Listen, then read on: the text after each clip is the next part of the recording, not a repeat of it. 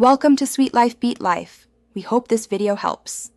You start by choosing the fastest path: online portal for OTP-based limited updates or an enrollment center for full verification.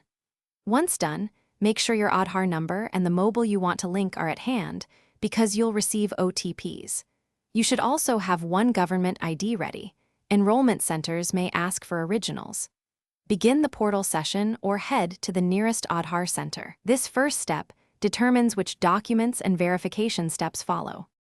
You now execute the core update. Online, initiate update request, enter the new mobile and confirm with OTP. Expect limited edits only. If at a center, complete the Aadhaar update form, hand over supporting ID, and provide biometric authentication. This is why originals are useful.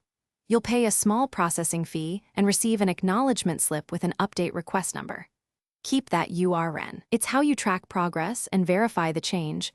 Without repeating, you complete the process by tracking the URN on the UID portal and waiting for confirmation. Updates can appear within days or a few weeks depending on verification. If you don't receive OTPs, check the mobile network, do not disturb settings, and reconfirm the number you entered. Sometimes retrying after a short wait resolves it. If the update fails or is rejected, return to the enrollment center with the acknowledgement slip and original ID, and request manual follow-up to correct any discrepancies. Thanks for watching. Consider subscribing if we helped you.